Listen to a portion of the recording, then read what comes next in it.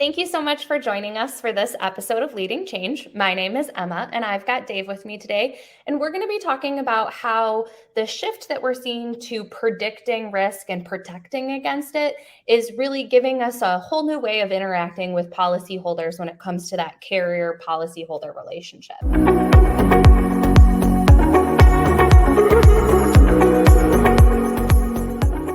But before I get to all the questions that I've got for you, Dave, can you give everybody an introduction? Sure. I'm Dave Tobias. I'm the co-founder of BetterView, and really excited to talk a little bit about what's changing and predict and prevent here today. Great. Well, thank you for joining me. So I already gave the teaser, and anybody that watches this show knows I like to kind of set the stage with a question to make sure we're all on the same page. So when we talk about this idea of predict and protect, that's not necessarily a brand new idea. It's been happening in the industry for a while, but can you break down why that concept has been difficult to execute at scale in the past?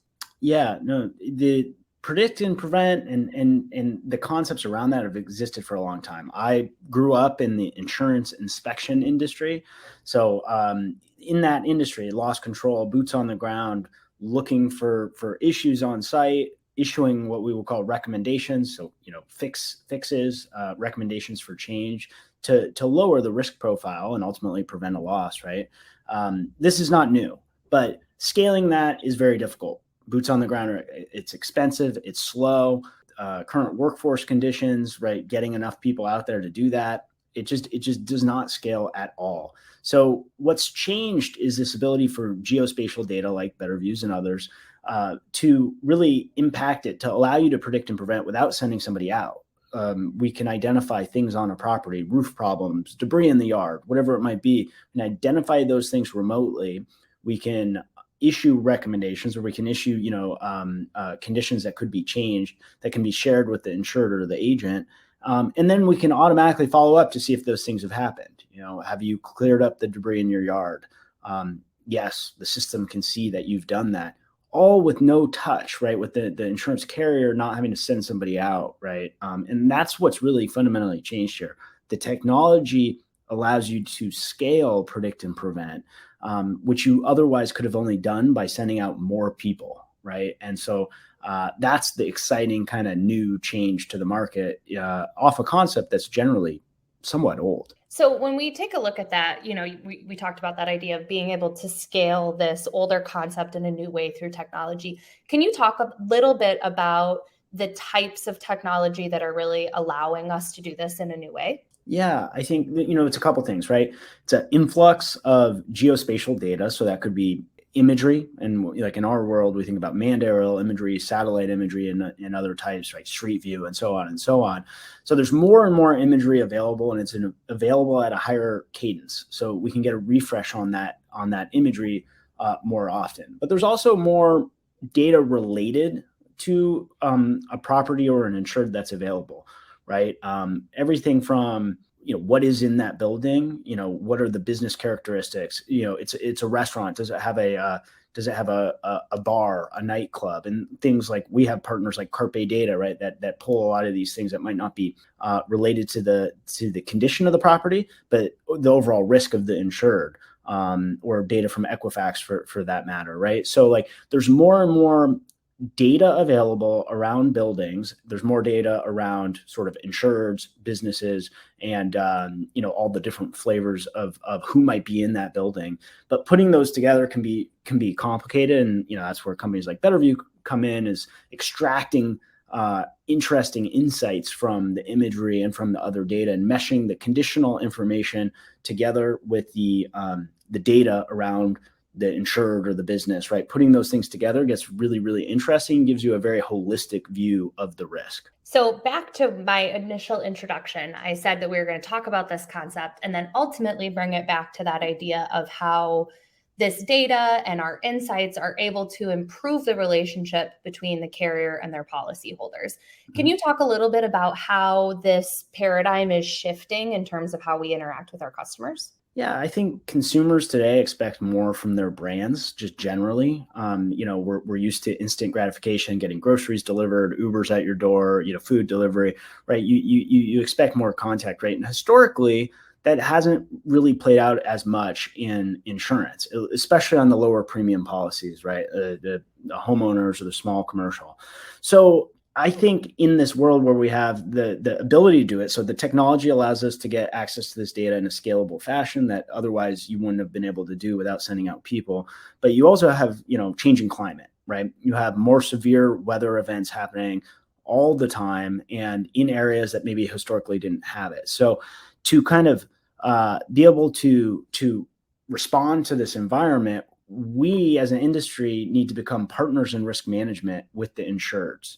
And to do that, right, you have to be able to help them identify things they can do to reduce their risk profile. So sometimes it's as simple as, like I said before, clearing debris from the property, or it could be more complicated in fixing different conditions on the roof. But we can get to a point now too where our platform can not only tell you that there's wildfire risk, we can tell you which trees you should cut down to reduce that wildfire risk, and by how much it reduces it, right? So somebody who maybe otherwise wouldn't have been insurable or wouldn't have been an ideal insurer or would have been too expensive to insure, if they take this risk mitigating action, they then become insurable or the cost makes sense, right? And I think that's the type of tools and technology that we need to respond to the changing environment right now. And, I think it's good for insureds. Most insureds do not want to have a loss, right? And it's good for the carriers and the agents on the other side of that who, want to keep their loss ratios in line and really help their insureds become partners in risk management other than just being there to repair and replace when a calamity happens. I think that that's a really interesting concept and important. So one of the things I do a lot of TikTok content and I get really unfiltered, very truthful comments from people.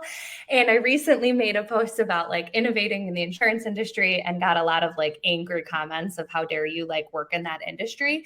But the thing that it shows me when I get those types of comments is I get the opportunity to say, help me understand why you feel that way. Mm-hmm. And then get them to have a conversation back and forth.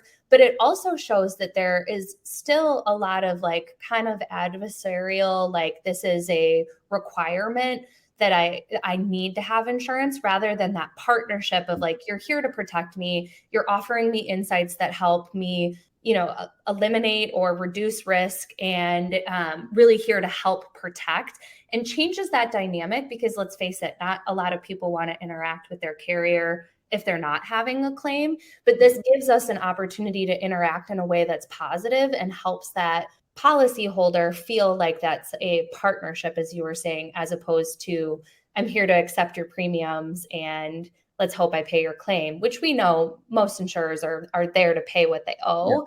Yeah. But it changes that dynamic and hopefully helps on that journey of shifting the thought process of our industry as a whole. Yeah, I mean, the customer experience is such a big part of what at least every carrier we work with, talks about. And I think this is just such an opportunity to really have that positive touch point with insureds. Hey, I'm helping you monitor the condition of your property. We're giving this to you, right? Because we have it on the back end already, right? Let's work together to reduce your risk because having a claim is bad for everybody. And I fully agree. Most carriers, they want to pay what they owe. They want to do it quickly. They want to make their insureds whole. They care deeply. I mean, it's one thing I love about this industry. The people who work in it care deeply about ensuring our communities and making people whole when something bad happens. But let's prevent that subset of bad things from happening in the first place. I think, insureds are on board for that. And I believe carriers are too. I think the one thing I want to point out, though, is what I'm talking about is not hypothetical. These are things that can happen today, right? We have the technology. It's being used already. But the next step, and, we view BetterView as a piece of that and like building more and more tools to make it really easy to get this information in front of the insureds and the agents to collaborate on.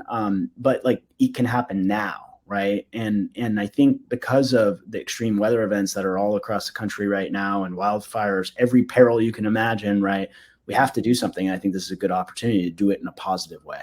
It's a really good point. You don't have to wait. It's here. We're no longer looking to the future. These are real things that are available today. Absolutely. Thank you for joining me for the conversation. For anybody that's not, make sure you make your way over to Dave's LinkedIn and give him a follow. And certainly reach out to either one of us if you have any questions. But thank you so much again, Dave, and everybody for watching, and have a wonderful day. Thanks so much. Thank you so much for joining me for this episode of Leading Change. If you liked what you saw, be sure to subscribe and come back weekly for more expert interviews on digital transformation, change management, and emerging technologies.